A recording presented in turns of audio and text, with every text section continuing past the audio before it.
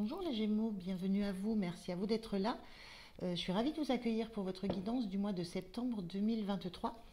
Donc lecture générale, intuitive, toujours, qui ne peut pas forcément résonner avec chacun d'entre vous. Donc prenez uniquement ce qui vous parle, ce qui fait écho en vous. Et le reste, surtout, vous laissez passer, ça c'est très très important. Voilà, donc je vais prendre, pour cette guidance, je prends un premier message d'un arcane majeur du tarot pour voir avec quelle énergie vous entrez dans ce mois. Je regarde ensuite 3 cartes oracle pour l'énergie générale de votre mois et je prends ensuite le tarot pour le domaine du pro et le domaine sentimental. Je termine avec 2 messages généraux pour le mois et de nouveau un arcane majeur du tarot pour l'énergie avec laquelle vous quittez ce mois, les Gémeaux. Voilà, allez, c'est parti pour vous. Quelle est l'énergie qui vous accompagne à l'entrée de ce mois de septembre, les Gémeaux? Quelle est votre énergie?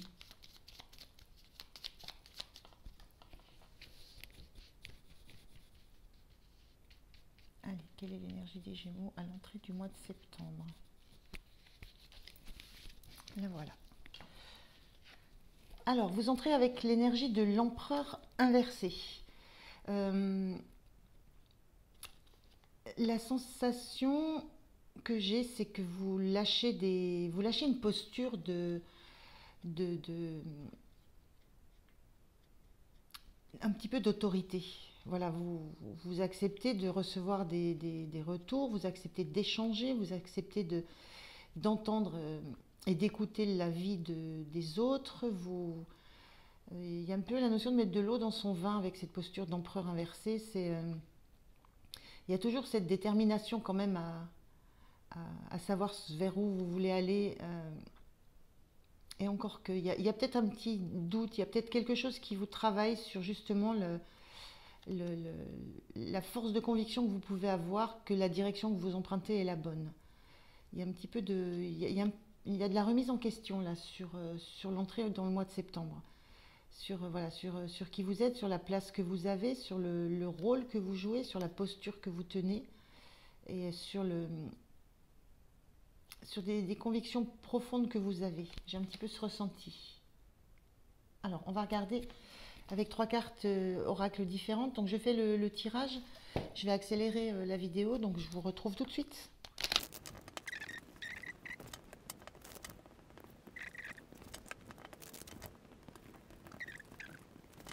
Voilà. Alors, allez, on y va pour les énergies. Vous avez vivez votre rêve, créez votre propre vie. Alors cette carte était inversée, je le disais déjà, je ne prends pas souvent les cartes inversées dans les oracles, mais ça donne des indications un petit peu sur le texte. Et, vivez votre rêve. Il y a une notion de peut-être chercher. Je vous disais que l'empereur inversé, ça montrait que vous n'étiez peut-être plus si déterminé que ça quant à vos objectifs, à vos convictions.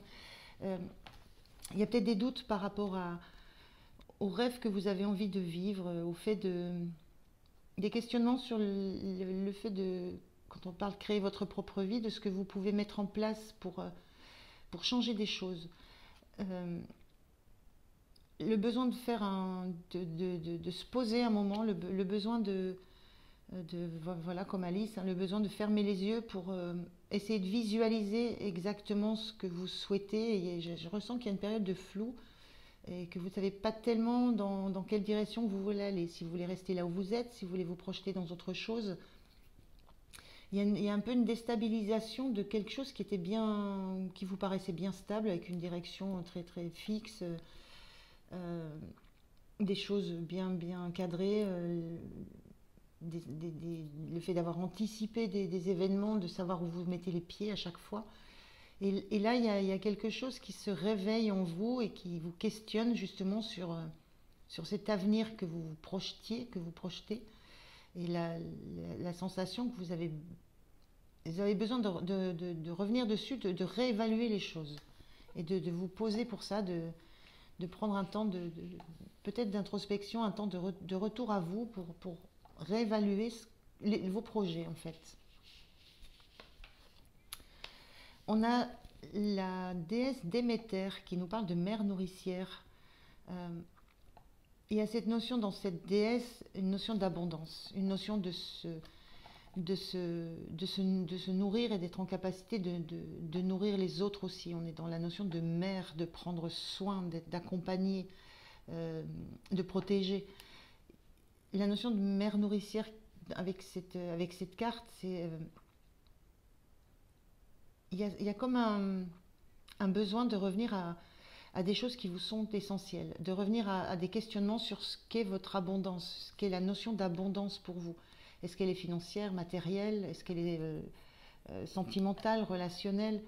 Il y a des questionnements sur ça, sur cette notion d'abondance et sur la notion de qu'est-ce qui vous nourrit. Quand on est dans créer votre propre vie, qu'est-ce qui va être nourrissant dans votre vie? Donc beaucoup de questionnements, je ressens, autour de l'avenir, de la vie que vous voulez vous créer, de ce que vous aviez envisagé et qui se trouve un petit peu déstabilisé. Donc je ne sais pas quel événement vient déstabiliser un petit peu votre assurance, hein, l'assurance que vous aviez. On va regarder la troisième et on a le rayonnement lumineux. L'infinie puissance de votre cœur illumine votre chemin des possibles. On est bien dans une notion d'un chemin des possibles. Contrairement à l'empereur qui a une voie et qui s'y tient et qui ne déroge pas, le fait qu'il soit inversé, vous êtes face peut-être à des opportunités qu'on vous offre, qu'on vous propose. Il y a un chemin des possibles. Il y a des possibles qui s'ouvrent à vous, et du coup, ça remet en question ce que vous aviez déjà pensé, imaginé, anticipé. Et ça vous demande de réévaluer les objectifs que vous avez dans la vie. Quel est votre rêve? À quoi vous tenez? Qu'est-ce qui va vous plaire? Dans quoi vous allez mettre vos ressources? Dans la mère nourricière, on a une notion de ressources aussi. Dans quoi vous allez investir vos ressources pour qu'elles deviennent nourricières, nourrissantes? Et l'infinie puissance de votre cœur, c'est que c'est en vous que ça va se passer. On le voit bien, Alice, elle est centrée sur elle, là. Elle ferme les yeux, elle est plus connectée à l'extérieur, à l'environnement, à qui que ce soit. Elle est centrée sur elle, sa vie, ses rêves. Et là, c'est votre cœur. Parce que, à mon sens, il y a des choses qui bougent autour de vous. Il y a des choses qu'on vous propose. Vous êtes face à des possibles, donc des probabilités, des potentialités. Et ça remet en question une certaine vision que vous aviez de votre vie, du chemin qui était tracé. Voilà, j'ai un petit peu ça sur les énergies des Gémeaux. On va regarder, ça c'est donc sur le général, on va regarder au niveau du pro,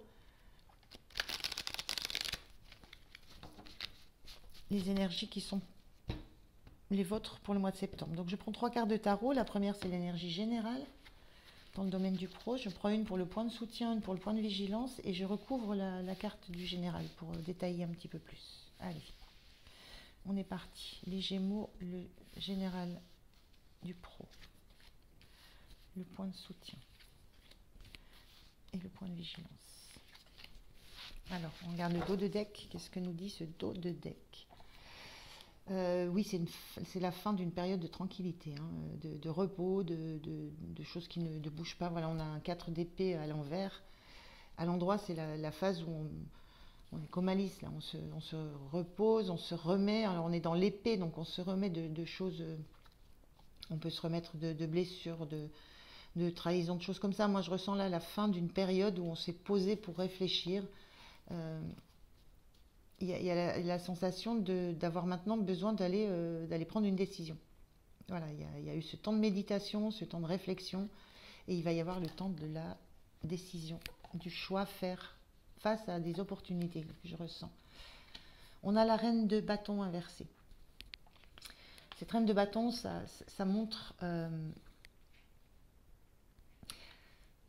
une réticence à s'affirmer, à affirmer sa créativité, à affirmer sa force, à affirmer ses compétences, à rayonner, à être solaire, charismatique. Ça montre une certaine comment on dit ça, je trouve pas le mot. C'est pas réticence là, c'est un certain frein en fait à vous montrer dans toute votre puissance. Voilà. On est dans une notion de reine, donc de quelqu'un qui a les capacités, les compétences à prendre sa vie en main, à être dans la création, dans la créativité, à être solaire, à se montrer. Et on sent un frein justement au moment, voilà, on sent qu'il y a une décision à prendre, en fait, il faut sortir de la position complètement statique où on, on ne bouge pas. Et on sent que là, on vous demande, voilà, on demande à ce que vous mettiez en mouvement, à ce que vous montriez qui vous êtes. Et il y a ce frein à oser montrer la personnalité que vous êtes, à oser vous mettre dans la lumière. C'est comme si vous aviez du mal à croire en vos propres potentiels et que c'est l'extérieur qui, en venant vous proposer, ça peut être l'univers, ça peut être l'environnement, et c'est l'environnement, l'extérieur, l'univers qui, en vous offrant des possibles, vous montre à quel point vous avez des compétences d'évoluer, de changer, de grandir, de ne pas rester dans une stabilité un peu fixe, un peu rigide, et d'aller montrer à quel point vous avez de la créativité, à quel point vous pouvez être passionné dans votre travail, dans votre activité, dans votre projet, dans quoi que ce soit qui touche à l'activité. Mais il y a une certaine peur de révéler tout ça. Il y a une certaine peur d'entrer dans la lumière, de se mettre en mouvement, de bouger, de se mettre en mouvement, de quitter quelque chose dans quoi vous étiez très bien assis ou assise, très bien installé, avec, vous saviez, voilà, tout était calé, il n'y a pas de surprise là, c'est très, il n'y a aucune surprise dans l'empereur. Donc voilà, donc il y a quelque chose de cet ordre-là au niveau du pro. Je vais aller recouvrir.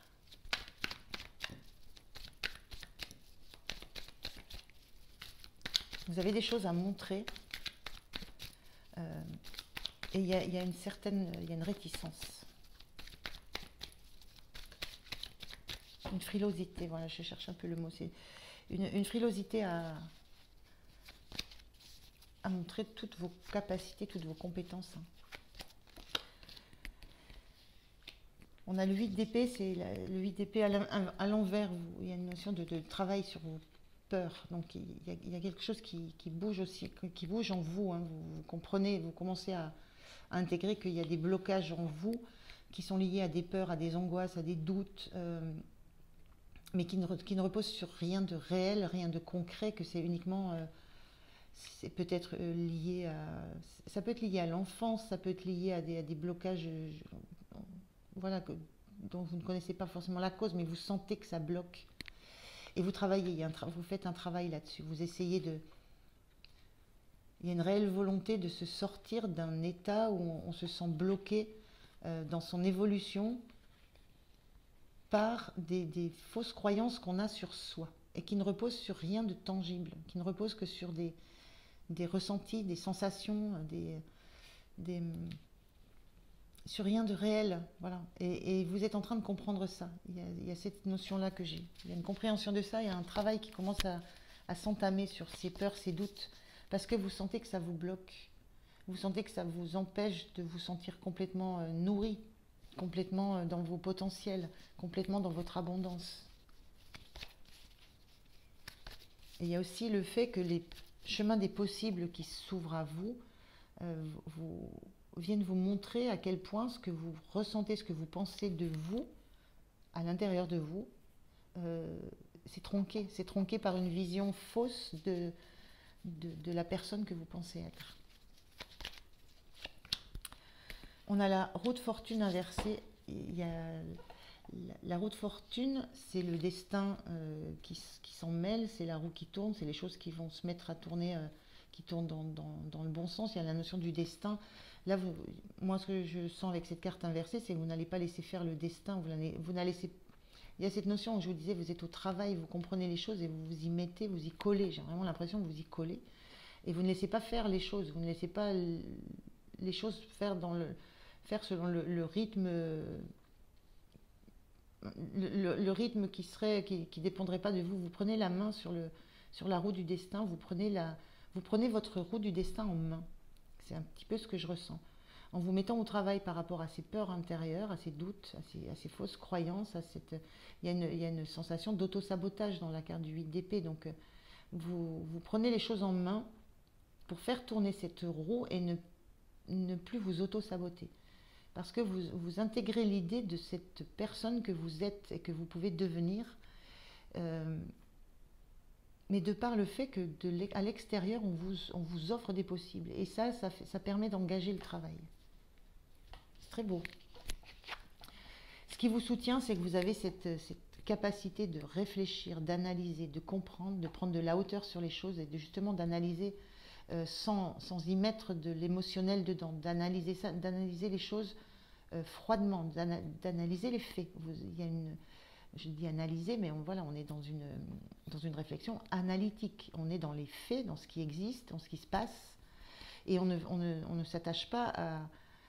Enfin, on se coupe pour cette expérience-là de son côté émotionnel. On ne se laisse pas envahir par les émotions que ça peut générer. Justement, on veut travailler à se libérer de peur, et il y a une compréhension de ce qu'il faut faire, comment il faut le faire, et la volonté de trancher sur certaines choses et d'affirmer la volonté que vous avez de comprendre.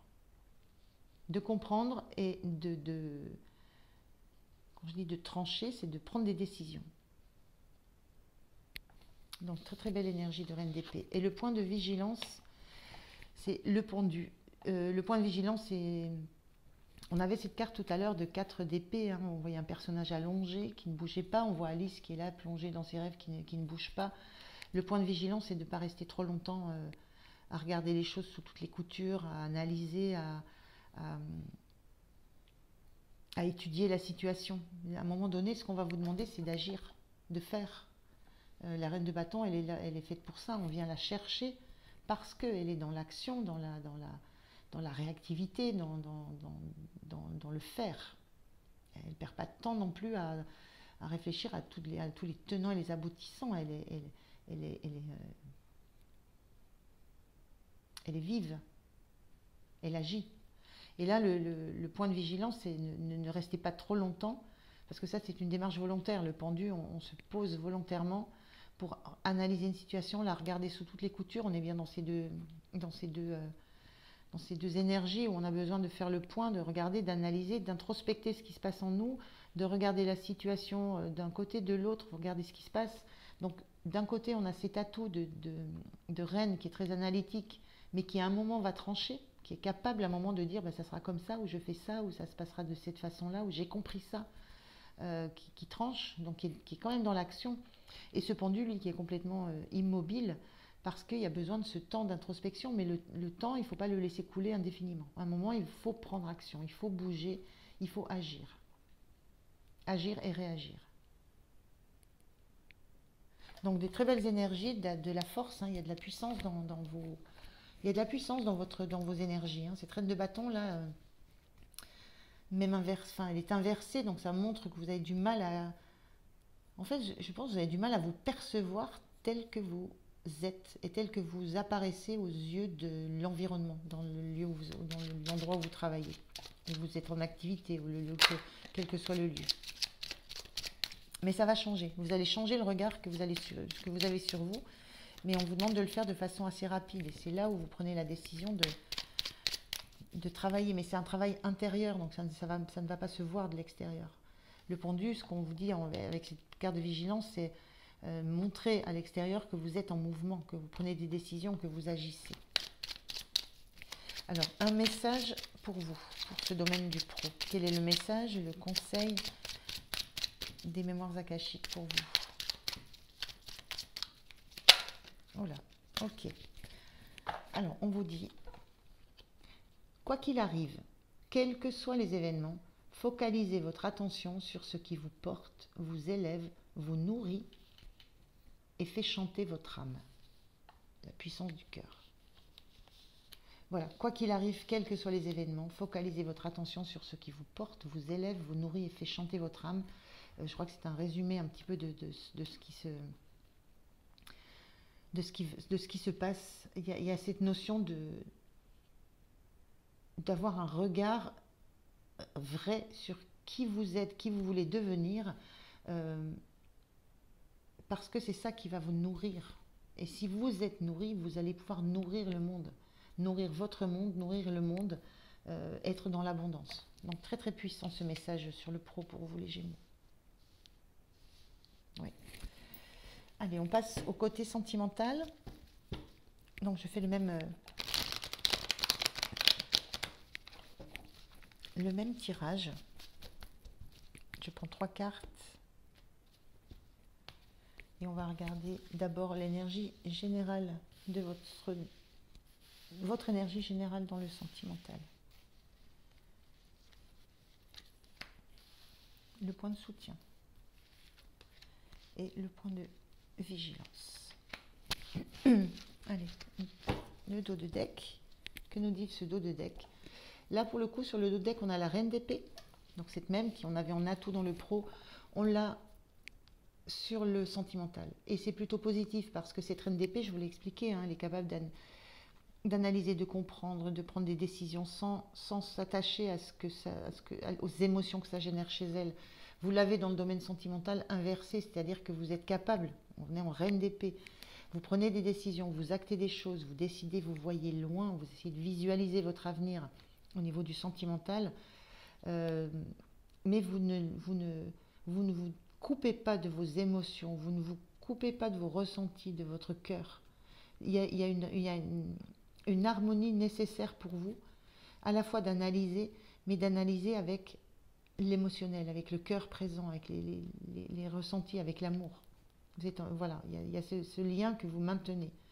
Et on voit bien que vos décisions, elles ne sont pas si tranchées que ça. On a cette épée dressée ici. Cette épée-là, elle est portée contre soi. Il y a un temps de réflexion, il y a une douceur dans cette carte. Donc cette reine d'épée inversée, elle est très positive dans le domaine sentimental. Elle montre quelle harmonie vous avez entre votre vision future de votre relation sentimentale et le fait que vous êtes très attaché à ce que ça soit en lien avec ce que vous ressentez. On a le 3 d'épée sur l'énergie générale. Il y a une notion de blessure dans l'énergie générale du sentimental. La notion c'est comme s'il y avait un cœur à réparer, un cœur à recoudre. Il y a quelque chose qui a été blessant.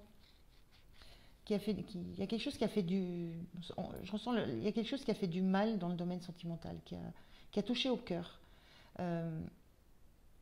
On est dans l'épée, donc c'est la communication, le mental. Il y a peut-être eu des mots, il y a peut-être eu des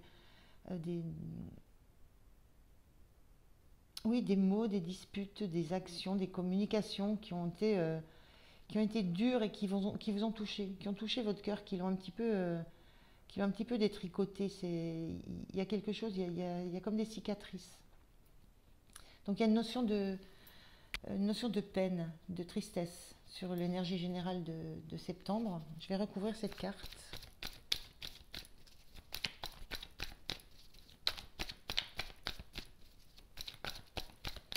On avait cette reine d'épée inversée. Hein, il y a une notion quand même de voir les choses de façon claire, mais d'être lié à son cœur. Donc il y a une vision complémentaire. Alors, qu'est-ce qu'on vous dit d'autre de plus? Un 2 de coupe inversé. 2 de coupe inversé, on peut parler de désengagement, ça peut être une rupture. Bon, je vais prendre une deuxième carte. Et un roi d'épée là. Il y a une énergie très...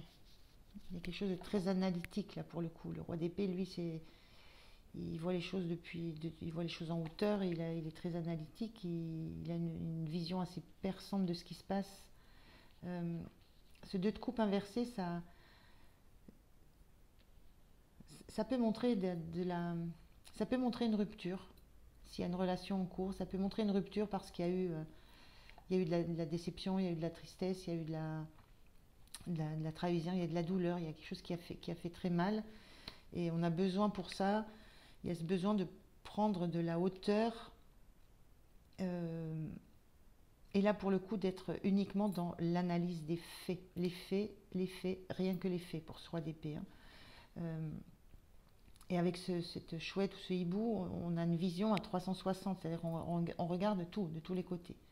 Donc il y a cette notion-là. Ça peut être aussi une tristesse, une douleur due justement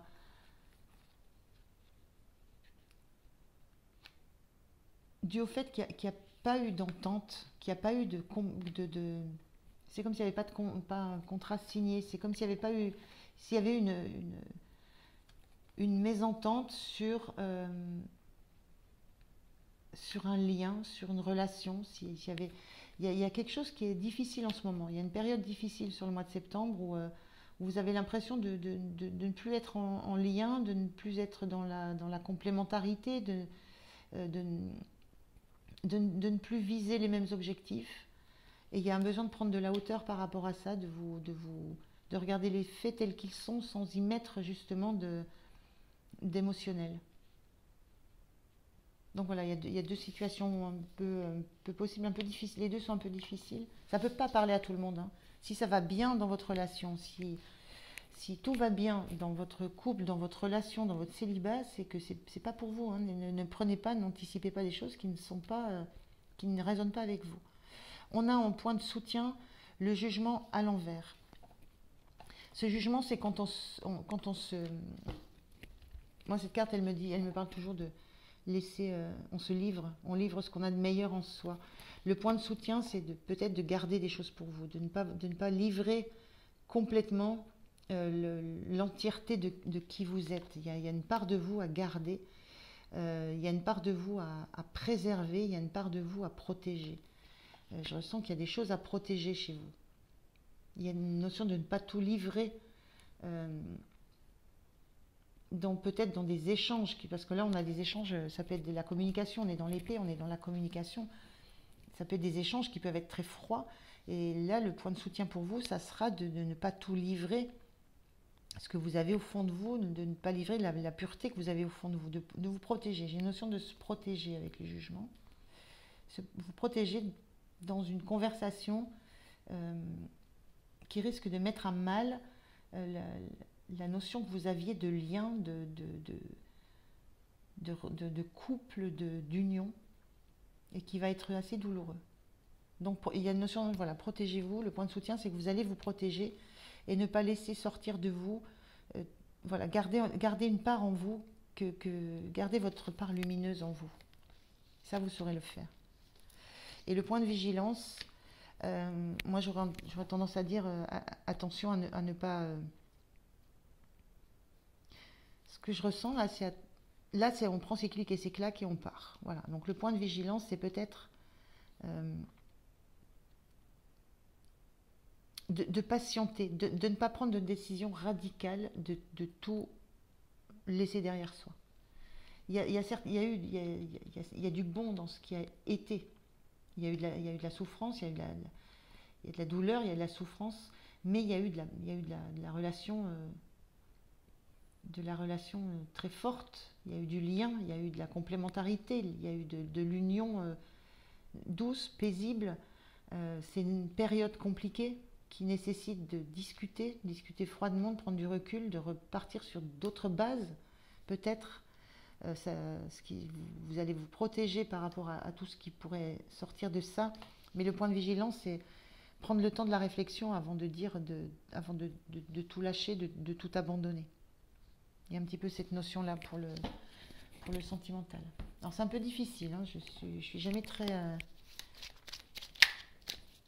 ça ne me rend pas joyeuse d'avoir ce genre de carte.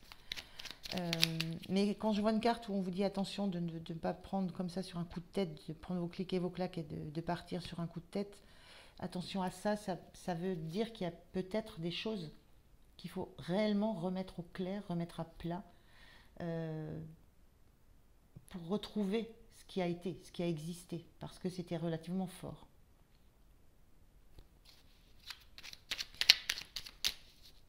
Alors, quel est le message pour vous, pour le sentimental des Gémeaux? Quel est le message pour vous?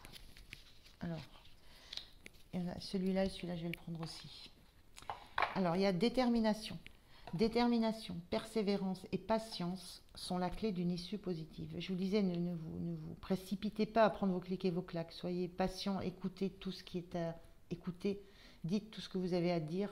Protégez-vous, ça n'empêche pas. Mais soyez déterminés à ce que cette conversation amène quelque chose sur laquelle vous pourrez prendre une décision. Donc il y a une notion de détermination, mais de patience. et inconnu. N'aie pas peur de l'inconnu. C'est un temps d'exploration intérieure et de transformation. Les territoires étrangers ouvrent de nouveaux horizons. Il y a cette notion d'inconnu quand on est dans un... Le temps d'exploration intérieure et de transformation, c'est peut-être le temps de transformation et d'exploration intérieure de la relation, du couple. Il y a peut-être de ça à explorer. Et les territoires étrangers ouvrent de nouveaux horizons. Il y a une notion de nouveaux horizons ici, mais il y a une notion de patience et de regarder, de prendre la décision en ayant pris le temps de la réflexion, sans précipitation, s'il y a décision de ce style à prendre. Donc voilà, il y a une notion d'explorer ce qu'a été cette relation, ce qu'elle est devenue, ce qui s'est passé, de le faire de façon assez réfléchie, froide, pour ne pas se laisser embarquer, pour être réellement dans les faits, ce qui s'est passé. Et il y a une notion de nouveaux horizons. Les nouveaux horizons, c'est ce que regarde ce roi d'épée. Il est focus sur... Il est en hauteur, il voit tout l'horizon, il voit les nouveaux horizons. Donc voilà, il y a quelque chose de cet ordre-là, mais il semblerait qu'il y ait une nécessaire discussion à venir. Voilà, je vais ranger toutes ces cartes-là, je vais garder les 3 du général, et je vais prendre deux messages conseils pour le mois de septembre, 2 messages conseils généraux pour l'ensemble du mois de septembre. Quels sont les conseils qu'on vous donne, les Gémeaux ?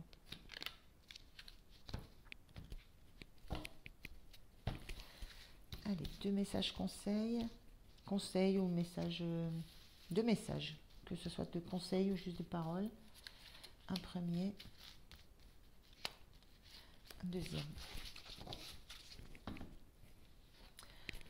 On a le non-amour. Ouvrir votre cœur, vous donner de l'amour, vous permet en retour d'en recevoir à l'infini. Alors, est-ce que c'est lié au sentimental quand on parle d'amour ? Des chances, mais ouvrir votre cœur, vous donner de l'amour. Il y a une notion d'apprendre à vous aimer, vous. On l'avait aussi dans le pro avec cette notion de reine de bâton qui a du mal à s'aimer telle qu'elle est, à aimer la puissance qu'elle a, à aimer la solarité qu'elle peut avoir. Donc vous donner de l'amour vous permet en retour d'en recevoir à l'infini. Il y a peut-être de ça à travailler, on le voyait dans les blocages qui existaient, c'est... apprendre à vous aimer. Il y a cette notion de vous aimer vous, et qu'à partir du moment où vous aimez, le reste c'est du bonus. Ça n'est que du bonheur, du bonus et des possibles.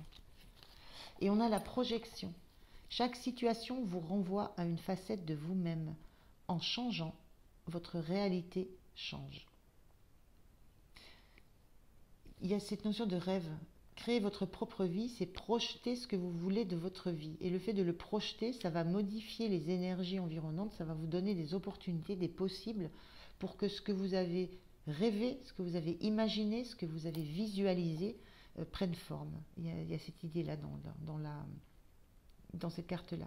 Changez votre façon de voir les choses pour que la réalité autour de vous se modifie d'elle-même. Allez, on regarde avec quelle énergie vous quittez ce mois de septembre, les Gémeaux. Quelle est votre énergie fin septembre?